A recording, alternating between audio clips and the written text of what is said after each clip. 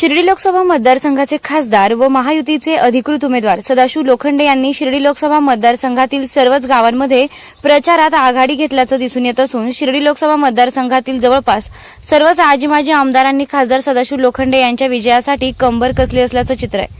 कोपरगाव तालुक्यातील आमदार आशुतोष काळे यांनी याआधीच प्रचारात पुढाकार घेतला असून माजी आमदार स्नेहलता कोल्हे यांची काहीशी नाराजी असल्याने प्रचार सभांमध्ये युवा नेते विवेक कोल्हे आणि स्नेहलता कोल्हे यांची अनुपस्थिती प्रकर्षाने जाणवली। मात्र मुख्यमंत्री एकनाथ शिंदे यांनी शिर्डी दौऱ्यात माजी आमदार स्नेहलता कोल्हे यांच्याशी सकारात्मक चर्चा करत त्यांची नाराजी दूर केली होती आणि त्याचवेळी कोल्हे यांनी खासदार लोखंडे यांच्या प्रचारात आमचे कार्यकर्ते ताकदीने सहभागी होतील असा शब्द देत जो शब्द दिला तो दिला असं म्हणत कधी दगाफटका होणार नाही असा विश्वास दिला आणि होता आणि तो शब्द आज पूर्ण झाल्याचं दिसून आलं। कोपरगाव तालुक्यातील चांदेकसारे घारी भागात खासदार सदाशिव लोखंडे प्रचार दौऱ्यासाठी गेले असता काळे कोल्हे गटातील कार्यकर्ते आपले राजकीय जोडे बाजूला ठेवत लोखंडे यांच्या प्रचारासाठी एक दिलाने एकत्र आल्याचं दिसून आलं। यावेळी चांदेकसारे येथील प्रचार सभेत सर्वांनी एक दिलाने काम करत पंतप्रधान नरेंद्र मोदींना तिसऱ्यांदा पंतप्रधान करण्यासाठी खासदार सदाशिव लोखंडे यांना मोठ्या मताधिक्याने विजयी करण्याचा निर्धार यावेळी महायुतीच्या पदाधिकारी कार्यकर्त्यांनी केलाय। पक्षीय उमेदवारासाठी कार्यकर्ते निश्चित ताकदीने पळतील। आमचा कोल्हे परिवाराचा स्वभाव पोटात एक आणि ओठात एक अधिक असा कधीही नाही। जो शब्द दिला तो दिला आणि त्या पद्धतीने कार्यकर्ते सुद्धा स्वर्गीय कोल्हे साहेबांच्या विचारांनी घडलेले असल्यामुळे ते कधीही दगाफटका किंवा कोणाच्या पाठीत खंजीर खुपसणं अशा भावनेचे नाही। त्यामुळे निश्चित फडणवीस साहेबांचा आमच्या कोल्हे परिवारावर प्रचंड विश्वास आहे।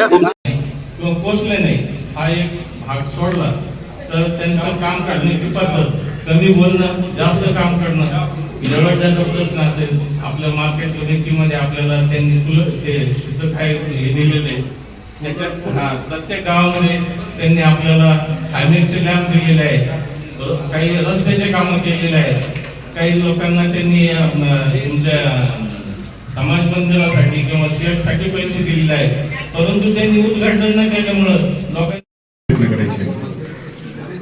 आम्ही मुळातच भाजपचे आहोत आणि तुम्ही भाजप बरोबर आहात।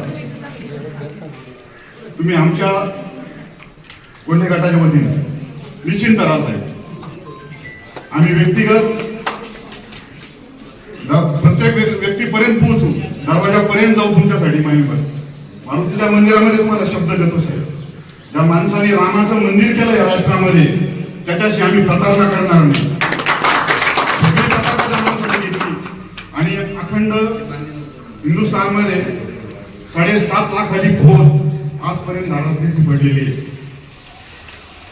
सप्त सिंधू आणि अखंड हिंदुस्थानचं स्वप्न या राजा शिव छत्रपतींनी बघितलं होतं।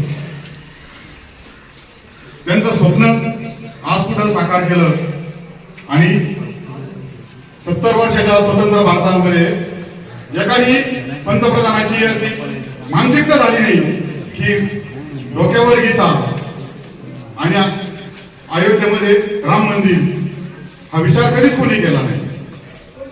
शेतीमालाचे भाव, अर्थव्यवस्था ही काळानुरूप बदलत असतं साहेब आणि गेली 10 वर्ष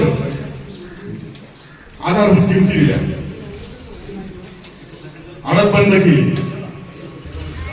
शेतकऱ्याला 6,000 रुपये त्याच्या खात्यामध्ये येतात।